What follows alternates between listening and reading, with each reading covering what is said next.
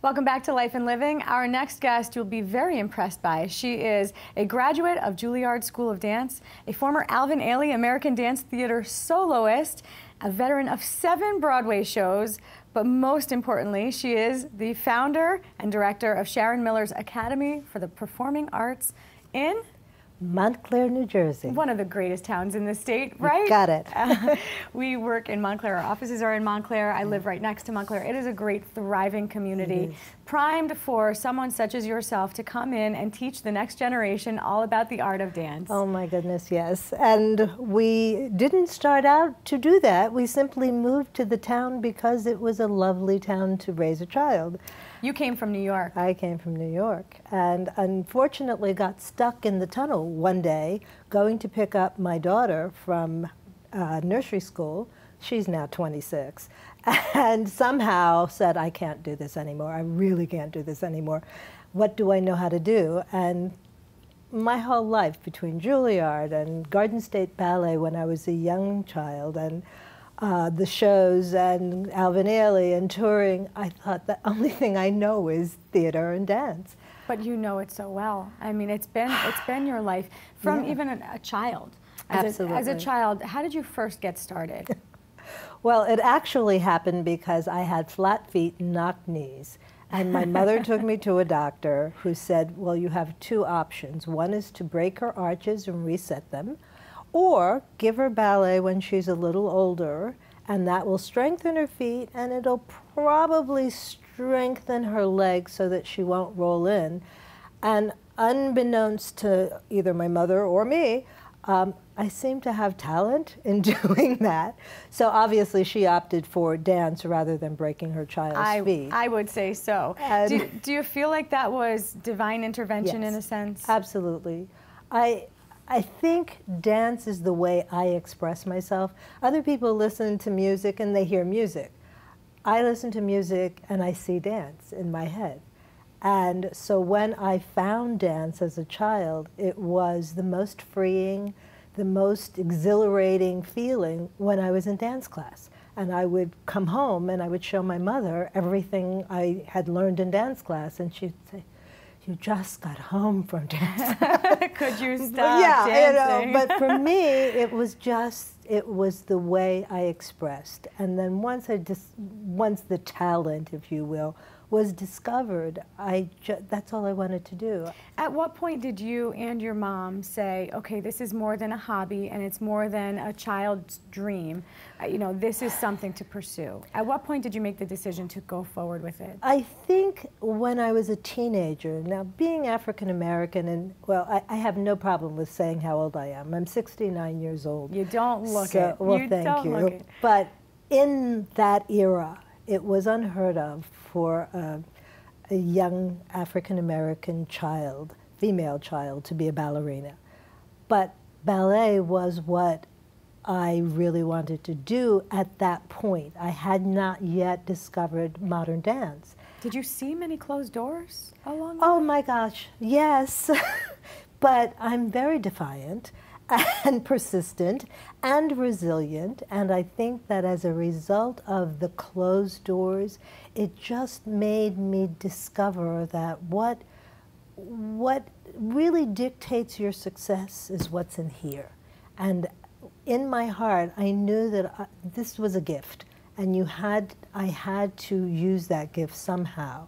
And I think going to Juilliard was the crux. That was the turning point where I thought, you know, I see that I fit into this world, but I don't know where. And it was at that point that Alvin Ailey's audition came up. And I auditioned for Alvin Ailey.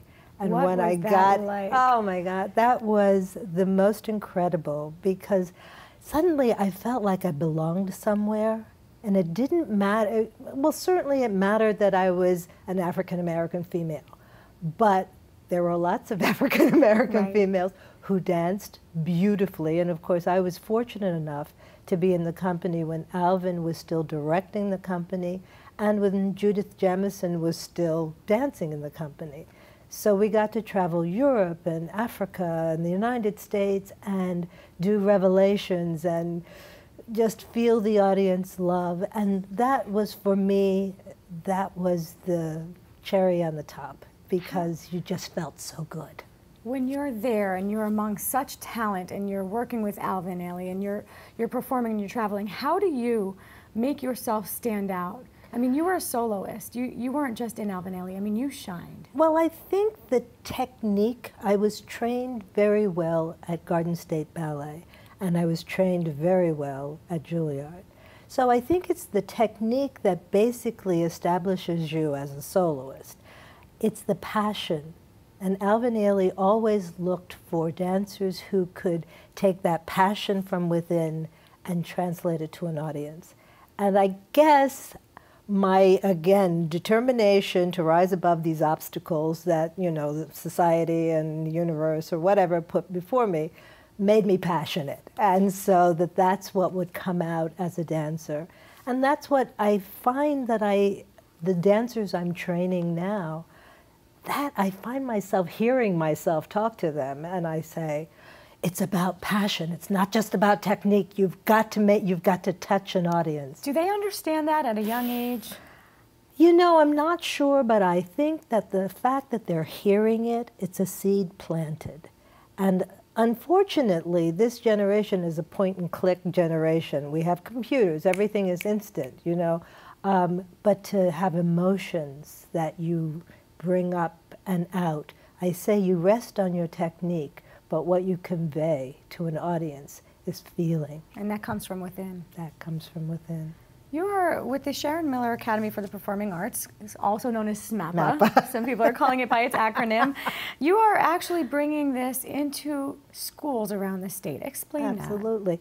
What happened was, several years ago, a lot of the state education budgets were cut. And the arts, obviously, the first thing that get cut. We provided a curriculum that allowed dance to be put into public schools that met the state curriculum standards, and we put in residencies. We had no idea the popularity that this would, you know, create, because it's affordable. What we have is a bevy of teachers that are wonderful, who know how to translate their art form into a public school setting. What are they teaching the kids? I mean, what are the values that come with learning dance? And what are your teachers instilling? Self-confidence, self-respect. Where is my body in space? How do I use my body as a positive means of self-expression?